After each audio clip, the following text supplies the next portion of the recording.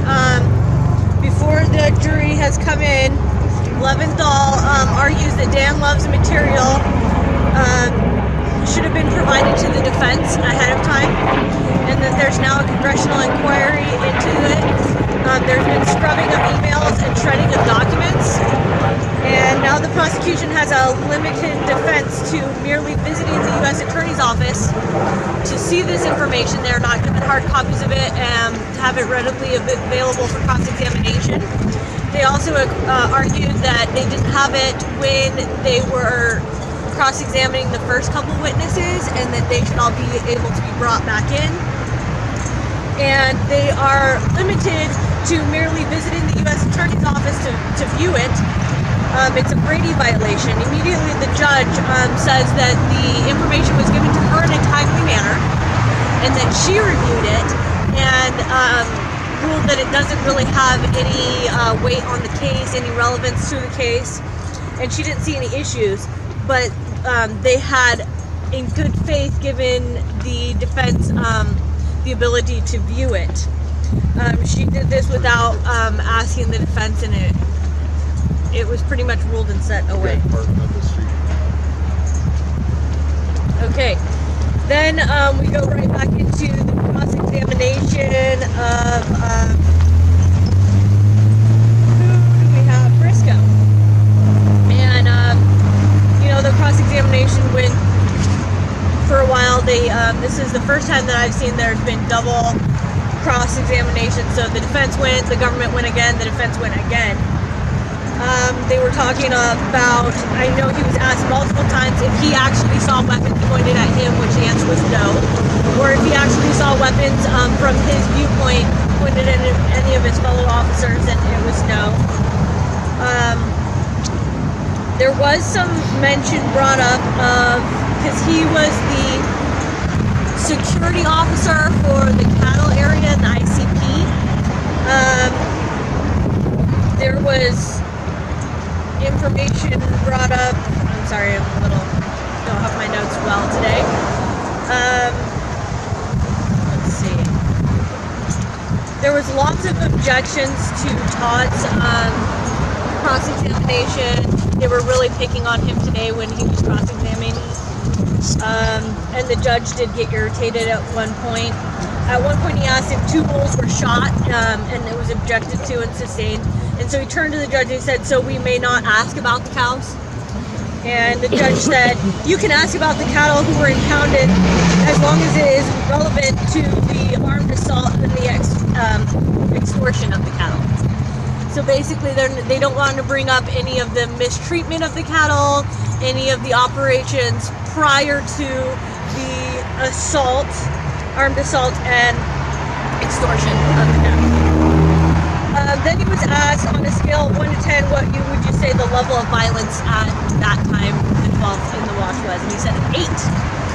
And then Todd said, so a protest with no violence, no one hurt, no businesses damaged, no shots fired, that would be a level 8. And I think that was objected to and moved on.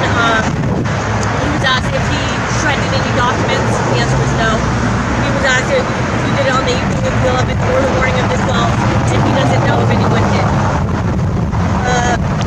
So then we go in, and there was some talk of a person, Robin Kirkham, that did not work with this person, or he said he didn't work with him in the beginning. But then he did say that information that she got was given to him, and it seemed like, and they were kind of putting around this, there's objections all the way through this, but it seemed like she was giving him intel that would be used for his threat level assessment. And at this point we took a break because Leventhal really wanted to get into who this Robin Kirkham was, and so they let the jury out, and we discussed for another 10 minutes about if Robin Kirkham, who she in January made an alias on Facebook and pretended to be a Bundy supporter. And the thing that the judge was bringing up is that she can see relevance if this person creates an alias on Facebook and then is promoting or increasing the threat level and then giving him information to that.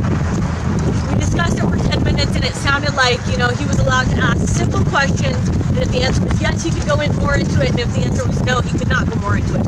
You know, what we're seeing today is a lot of, I do not recall.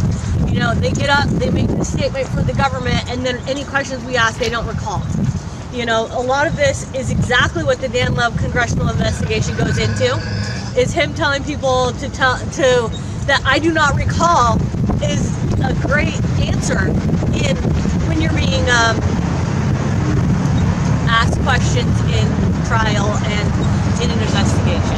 And that's how to get around things. So if you're going to say something that's incriminating or something you don't like, you say, I don't recall.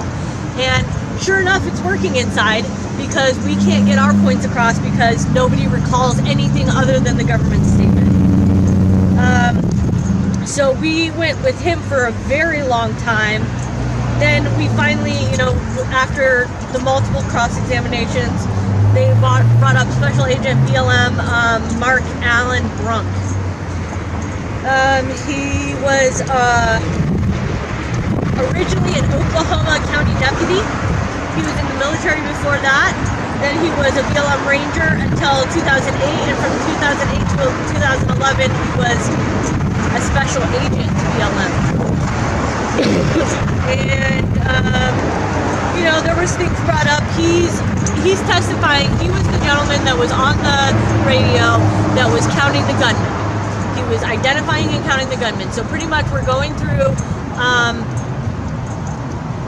a truck cam, and you can hear the radio and you can hear them announcing on the loudspeaker. You can hear people screaming from the southbound bridge. You can hear a lot of this going on. You can't really, I mean, even to the point where at the video, you can barely see the protesters who actually lined up halfway.